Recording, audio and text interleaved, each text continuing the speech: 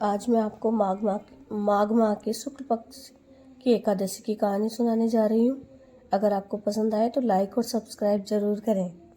एक समय इंद्र नागलोक में अपनी इच्छा अनुसार अप्सराओं के साथ रमण कर रहे थे। गंधर्व गान कर रहे थे। वहाँ गंधर्वों में प्रसिद्ध पुष्पवंत, उसकी लड़की और चित्रसेन की स्त्री मलिन ये सब थी।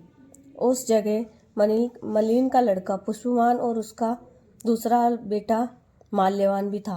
उस समय पुष्पवती नामक एक गंधर्व स्त्री माल्यवान को देखकर मोहित हो गई और कामबाण से चलायमान होने लगी। उसने रूप, सौंदर्य, हाव भाव आदि द्वारा माल्यवान को वश में कर लिया। पुष्पवती के सौंदर्य को देखकर माल्यवान भी मोहित हो गया। अतः दोनों कामदेव के वश में हो गए। परंतु फिर भी इंद्र के बुलाने पर इन्होंने नाच गाने के लिए जाना पड़ा और अप्सराओं के साथ इन्होंने गाना शुरू किया।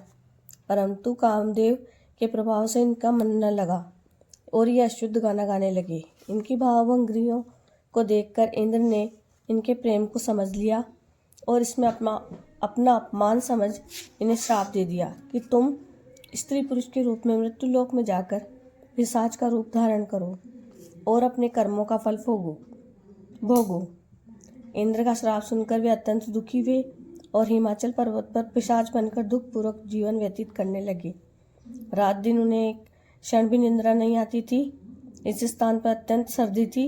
एक दिन पिशाच ने अपनी स्त्री से कहा, न मालूम हमने पिछले जन्म में ऐसे कौन से पाप किए हैं जिससे हमें इतने दुखदायी यह पिशाच योनि प्राप्त हुई है।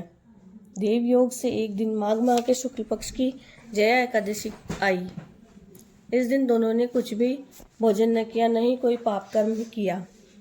इस दिन केवल फल फूल खाकर ही दिन व्यतीत किया और महान दुख के साथ पीपल के वृक्ष के नीचे बैठ गए। वह रात्रि में इन दोनों ने एक दूसरे से चिपटकर बड़ी कठिनता से व्यतीत की। सर्दी के कारण उनको रात्रि में निद्रा भी नहीं आई। दूसरे दिन प्रातःकाल होते ही भगवान के प्रभाव से इनकी पिशाच देह छूट गई और अत्यंत सुंदर अप्सरा और गंधर्व की देह धारण करके सुंदर वस्त्रों और आभूषणों से अलंकृत होकर इन्होंने नागलोक को प्रस्थान किया। आकाश में देवगण और गंधर्व इनकी स्तुति और पुष्प वर्षा करने लगे।